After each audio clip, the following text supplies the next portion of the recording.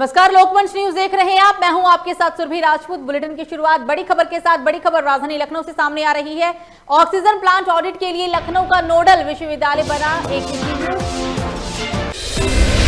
Oxygen की आपूर्ति और खपत के संबंध में देना होगा संकलित।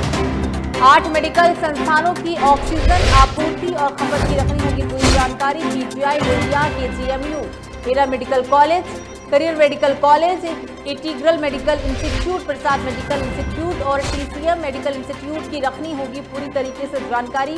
एकेटीयू ऑक्सीजन की जानकारी संचालित कर आईटीआईटी कानपुर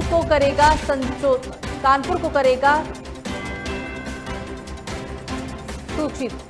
और इस पर ज्यादा जानकारी के लिए हमारे साथ फोन लाइन पे हमारे ब्यूरो चीफ आसिफ बेग जुड़ गए हैं। आसिफ, बड़ी खबर, क्योंकि जिस तरीके से पूरे देश में कोरोना संक्रमण की रफ्तार बेकाबू और ऐसे में एक बड़ा फैसला लिया गया है। ऑक्सीजन ऑडिट के लिए अब लखनऊ का नोडल विश्वविद्यालय एटीटीयू बनकर तैयार हुआ है। ऑक्सीजन आपूर्ति और खपत के संबंध में पूरी जानकारी साझा की जाएगी। आसिफ, क्या ज्यादा अपडेट है आपके पास इस खबर को लेकर?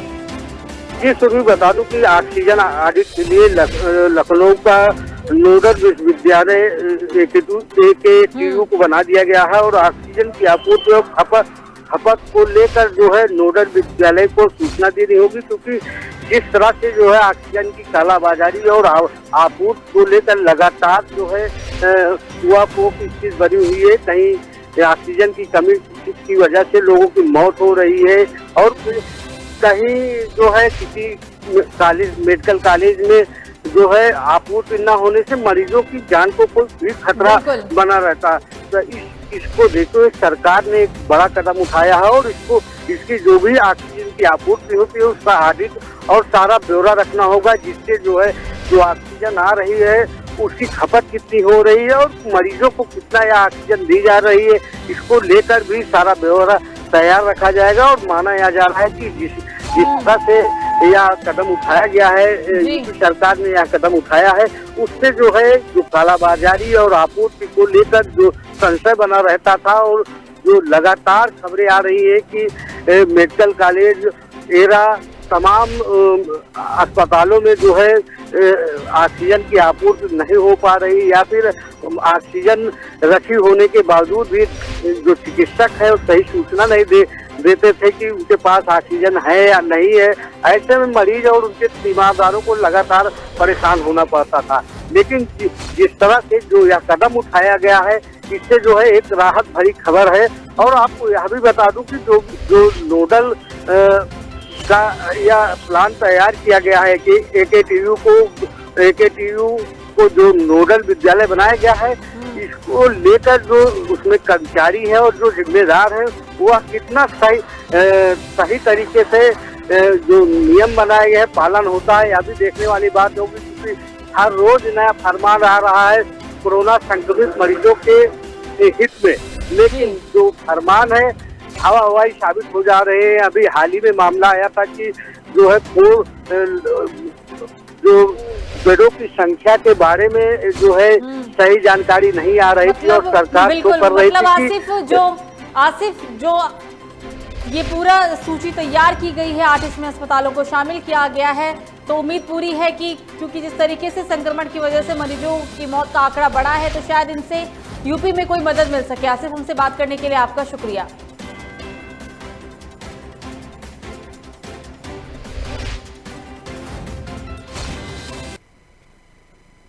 बिल्कुल, खबरों में आगे बढ़ते हैं और अब बात करते हैं यूपी के प्रयागराज की। प्रयागराज से बड़ी खबर, कोविड के बढ़ते संक्रमण को लेकर जनहित याचिका पर सुनवाई आज इलाहाबाद हाईकोर्ट में सुबह 11 बजे वीडियो कॉन्फ्रेंसिंग के जरिए होगी सुनवाई।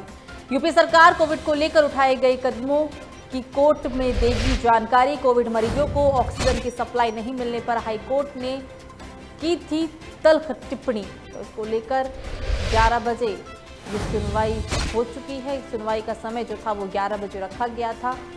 इलाहाबाद हाईकोर्ट में सुबह 11 बजे वीडियो कॉन्फ्रेंसिंग के जरिए सुनवाई शुरू हुई है। यूपी सरकार कोविड को लेकर उठाए गए कदमों की कोर्ट में पूरी तरीके से जानकारी दी कि क्या कदम उठाए हैं, ये सारी जानकारी यूपी सरकार कोर्ट में देगी। कोविड मरीजों को ऑक्सीजन की सप्लाई नहीं मिलने पर हाईकोर्ट ने तल्ख टिप्पणी की थी। आपको बता दें कि यूपी के तमाम जिलों से ऐसी तस्वीर सामने आई थी जहां अस्पताल में ऑक्सीजन नहीं था और ज़्यादातर जो मरीज हैं वो ऑक्सीजन के अभाव में ही अपनी जान से हाथ धो बैठे थे। इन सभी चीजों को देखते हुए खुद कोर्ट ने हस्तक्षेप किया था और इस पूरे मामले में सुनवाई को लेकर आज बात कही गई, जो कि सुनवाई 11 बजे शुरू हो चुकी है।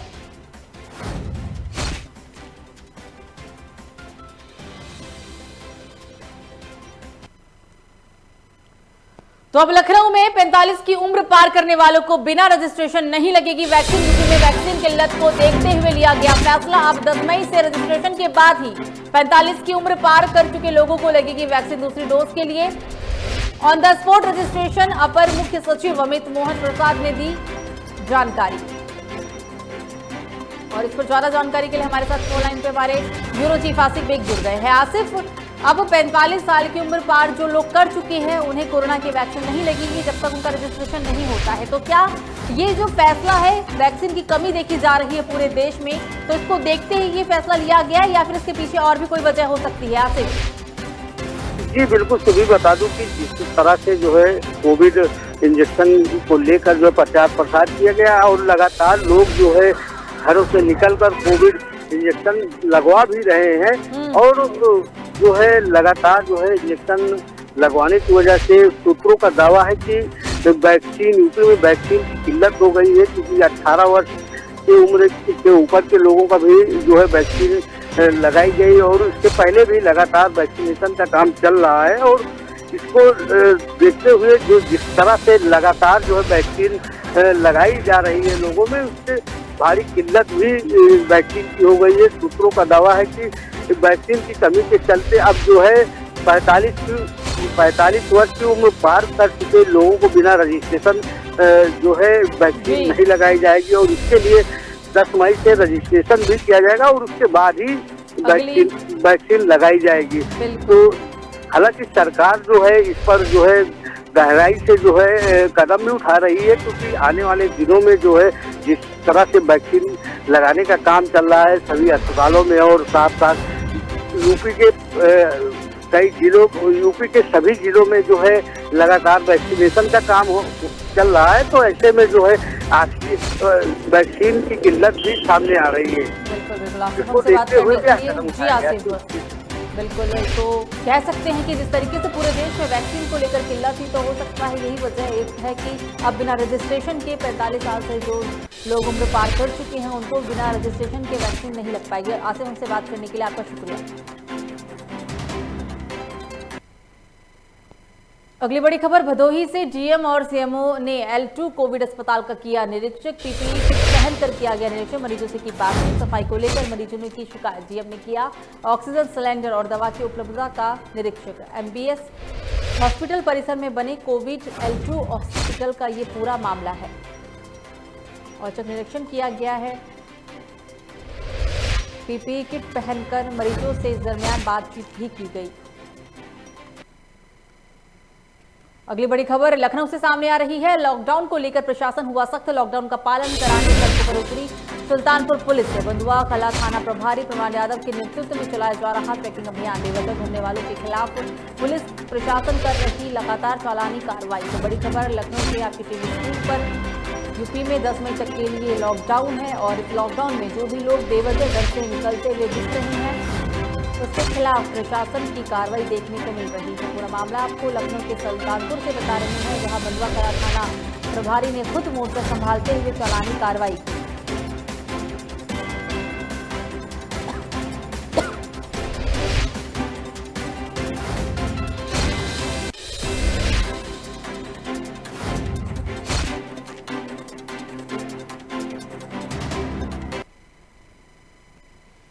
तो देवरिया जिले की व्यवस्था अब चरमरा गई है, जहां एक तरफ बीमारी और कोरोना महामारी के चलते मौत का सिलसिला लगातार जारी है और शमशान घाटों पर सैकड़ों शव जलाने के लिए पहुंच रहे हैं, जिसकी वजह से शमशान घाटों के नजदीक में बसे गांव के लोगों में दहशत का माहौल है। आपको बता दें, लोगों को ये डर सताने लगा है कि कहीं उनके गांव में भी कोरोना जैसी महामारी ना फैल जाए।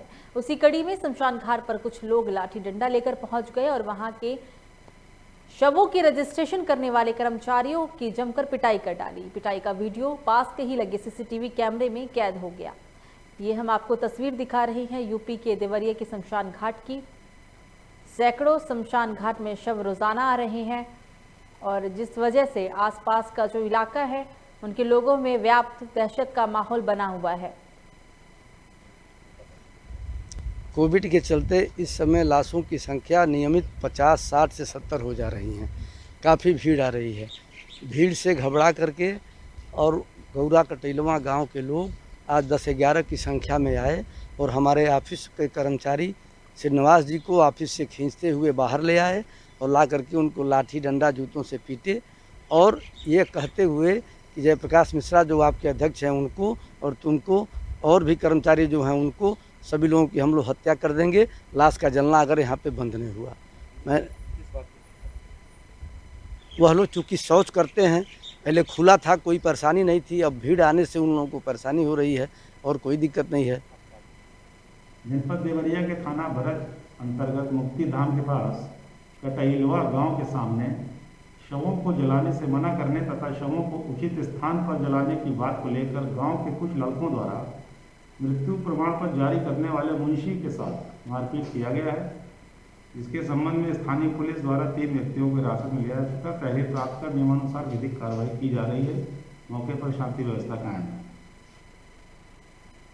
तो कानपुर के बंदरजूड़ क्षेत्र में वन विभाग के अधिकारियों का बड़ा खेल आया सामने। नदी से किया जा रहा अवैध खनन का कारोबार, नदी से रात को उठाया जा रहा पत्थर, क्षेत्र अधिकारियों की सक्रिय खनन माफियों के साथ साठगांठ, विभागीय उच्च अधिकारियों की उदासीनता से खनन माफियों के हौसले बुलंद।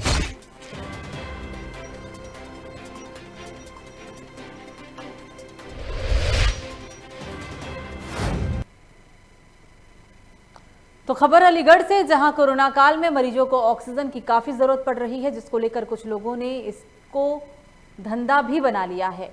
ऑक्सीजन प्लांट की मालकिन आस्था अग्रवाल ने कहा है कि सिटी मजिस्ट्रेट विनीत कुमार सिंह के भेजे हुए 3 कर्मचारियों ने 50% प्लांट में हिस्सेदारी के लिए दबाव बनाया था, जिसके बाद उन्हें प्लांट पर आने के लिए मना कर दिया तो उन्होंने गेट खोलकर पब्लिक को अंदर बुला लिया और पब्लिक को तोड़फोड़ के लिए भी उकसाने लगे।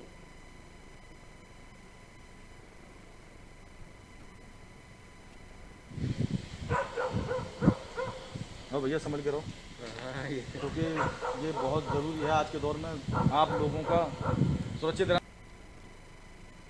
तो अगली बड़ी खबर हरदोई से, मोबाइल कारोबारी शाश्वत अग्रवाल ने की लोगों की मदद। कोरोना महामारी में लोगों तक पहुंचा रहे खाना, मरीजों तक पहुंचा रहे लगातार खाना। ऑक्सीजन सिलेंडर 3500 लोगों को पहुंचाया जा चुका है निःशुल्क। ऑक्सीजन सिलेंडर को लेकर भी मदद की जा रही है। मोबाइल कारोबारी हैं शाश्वत अग्रवाल।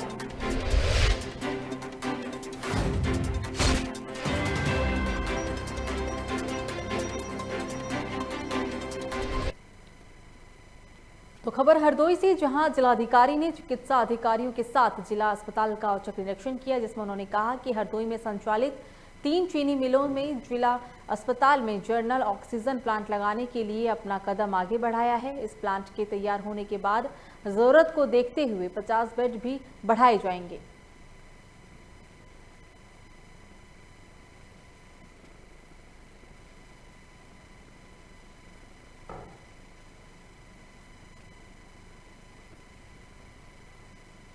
कोविड महामारी के दृष्टिगत हमें बेड्स बढ़ाने की आवश्यकता है, जहाँ पे ऑक्सीजन युक्त बेड्स बढ़ाने की आवश्यकता है। तो हम लोगों ने उसी के क्रम में हमारे जनपद में जो 3 चीनी मिलें कार्यरत हैं उनके द्वारा उन्होंने एक बड़ा ही अच्छा कदम उठाया। उन्होंने अपना सहयोग देने के लिए हमारे जो जिला पुरुष चिकित्सालय है उसमें 50 बेड हेतु एक ऑक्सीजन जनरेशन प्लांट के लिए उन्होंने अपना आश्वासन दिया है। उसी के क्रम में आज चीनी मिल की टीम, हमारी जो UPRNN की टीम जो यहाँ पे। तो बड़ी खबर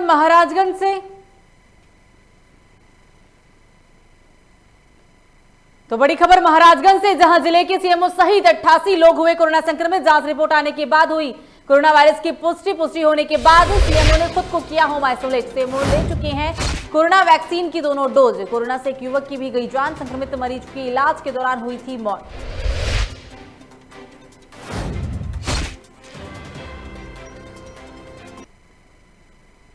तो खबर जालौन से, जहां सदर विधायक गौरीशंकर वर्मा लगातार अपने क्षेत्र की जनता के लिए अपनी जान की परवाह नहीं करते हुए लगातार मरीजों को हालचाल लेने के लिए अस्पतालों का निरीक्षण कर रहे हैं। उन्होंने राजकीय मेडिकल कॉलेज में कोरोना L2 अस्पताल का निरीक्षण किया, जिसमें उन्होंने कोरोना से संक्रमित मरीजों से बातचीत करके उनका हालचाल भी जाना।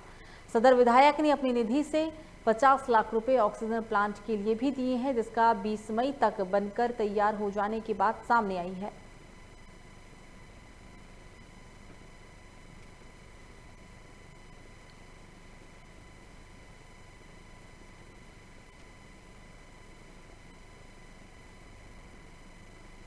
तो कन्नौज से बड़ी खबर, जिलाधिकारी राकेश कुमार मिश्रा भी हुए कोरोना पॉजिटिव। पत्नी और एक बेटा भी हैं कोरोना संक्रमित। पंचायत चुनाव के बाद जिले के कई अधिकारी हो चुके हैं कोरोना संक्रमित। तो इस वक्त की बड़ी खबर कन्नौज से सामने आ रही है। जिलाधिकारी कोरोना संक्रमित पाए गए, पत्नी और बेटा पहले से ही कोरोना संक्रमित है। बताते चले कि यूपी के अंदर त्रिस्तरीय पंचायत चुनाव के बाद चुनाव नतीजे घोषित होने के बाद कई अधिकारी कोरोना संक्रमित हो चुके हैं।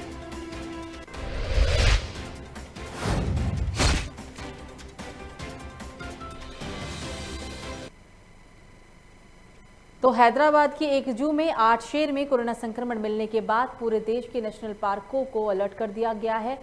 कोरोना की पुष्टि होने के बाद जंगल के राजा पर कोरोना संक्रमण का खतरा बढ़ गया है। इसी कड़ी में उत्तर प्रदेश के इकलौते नेशनल पार्क दुधवा में अलर्ट जारी होने के बाद लगातार सतर्कता भी बढ़ती जा रही है। निगरानी टीम लगाकर वन्यजीवों पर नजर रखी जा रही है। पार्क में सीसीटीवी कैमरे भी लगा दिए गए हैं और तमाम गतिविधियों पर प्रशासन की पूरी तरीके से नजर है। फिल्म डायरेक्टर संजय पाठक ने कहा है कि कहीं भी जानवरों के चीखने और लार गिरने की शिकायतें आती है तो इसकी जानकारी दी जाए। उसी के दृष्टिगत जो है वो सारे जो भी देश के टाइगर रिजर्व्स है या जो प्राणी उद्यान है, ये बंद करने का निर्णय राष्ट्रीय व्याघ्र संरक्षण प्राधिकरण की ओर से लिया गया और साथ ही विस्तृत दिशा निर्देश जारी किए गए हैं। उसी क्रम में दुधवा टाइगर रिजर्व में भी जो पर्यटन है उसको तत्काल प्रभाव से रोक दिया गया है 1 मई से, और साथ ही चौकसी बढ़ा दी गई है। सब तरफ जो लोग हैं उसमें ये देख रहे हैं कि कहीं पर भी जो है बाघों में इस तरह को कोई लक्षण न दिखाई दें, अथवा जो बाघों, तेंदुओं या अन्य किसी जानवर में जहाँ ये दिख रहा हो कि वो छींक रहा हो अथवा खांसी कर रहा हो या अथवा उसके नाक से जो है कोई डिस्चार्ज निकल रहा हो, म्यूकस निकल रहा हो, या कहीं ज़मीन पे बैठा हो तो वहाँ जो है म्यूकस इकट्ठा हुआ हो।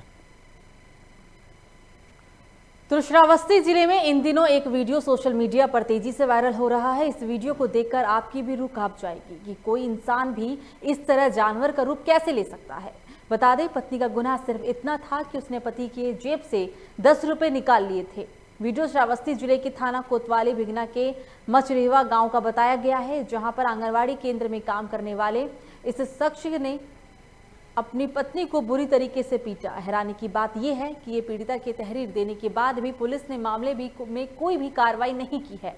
अब सवाल ये उठता है कि जहां एक तरफ सरकार महिला सशक्तिकरण की दुहाई दे रही है तो वहीं दूसरी ओर श्रावस्ती में महिला सशक्तिकरण इस वीडियो को देखकर फेल होता हुआ नजर आ रहा है।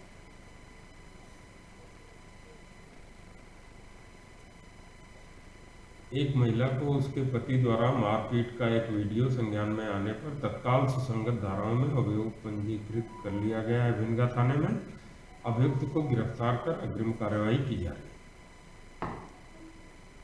तो अगली बड़ी खबर लखीमपुर खीरी से। बरसवा क्षेत्र में अपराधियों के हौसले बुलंद, तमंचे पे डिस्को का वीडियो हुआ वायरल। दिन दहाड़े तमंचा लहराते हुए डांस करने का वीडियो सोशल मीडिया पर जमकर वायरल वीडियो बडवारी उदय के मजरा रामनगरिया का बताया गया।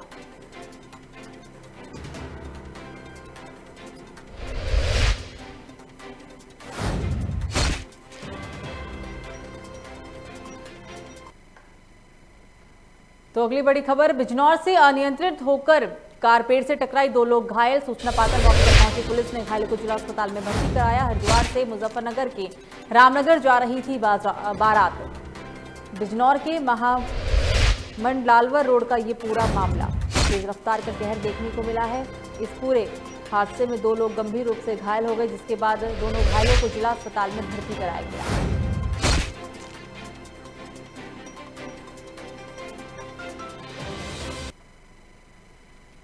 खबर अलीगढ़ से, जहां एक गाड़ी के अनियंत्रित होने से कार खाई में जा गिरी। हादसा इतना भयानक था कि एक बच्चा सहित 6 लोग गंभीर रूप से घायल हो गए। इस दुर्घटना में 2 लोगों की मौके पर ही मौत हो गई, जबकि घायलों को पुलिस ने जिला अस्पताल में भर्ती कराया है।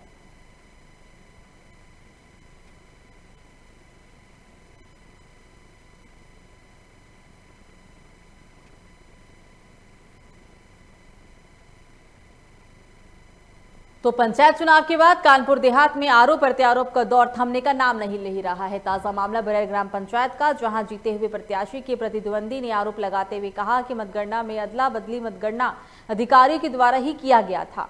इसके बाद हमारे प्रधान प्रतिद्वंदी को प्रधान का प्रमाण पत्र दिया गया, जबकि हम लोगों ने लिखित शिकायत की थी लेकिन मतगणना रिकाउंटिंग कराई जाए, लेकिन ऐसा नहीं हो पाया। पैसा और सत्ता के दबाव के चलते मतगणना नहीं कराई गई और प्रधान घोषित कर दिया गया। उन्होंने ये भी कहा कि अब हम न्याय के लिए जिला स्तरीय जिला अधिकारियों के चक्कर काट रहे हैं, लेकिन अब हम लोगों को सुनने वाला कोई भी नहीं है। एक्चुअली मेरे यहाँ की जो प्रत्याशी है नीलम देवी, वो चार मतों से विजयी घोषित हुई है, लेकिन वहाँ पे हुआ क्या है, दूसरे प्रत्याशी को माननीय एसडीएम और आरओ ने उनको विजयी घोषित कर दिया है, उनको प्रमाण पत्र दे दिया गया। हमें बस इंसाफ चाहिए, ऐसा अन्याय नहीं होना चाहिए। तो बिजनौर में दो पक्षों में जमकर हुआ विवाद, चुनावी रंजिश में हुआ पथराव, खूनी संघर्ष। पथराव में घायल एक महिला की हुई मौत। पुलिस ने शव को कब्जे में लेकर पोस्टमार्टम के लिए भेजा। पुलिस ने 6 लोगों को किया गिरफ्तार। थाना हल्दौर के कड़ापुर इलाके का पूरा मामला।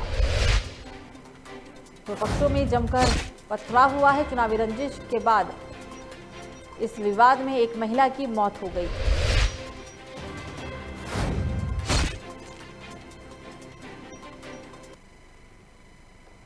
तो फिलहाल बुलेटिन में मुझे दीजिए इजाजत। लोकमंच न्यूज पर खबरों का सिलसिला जारी रहेगा। नमस्कार।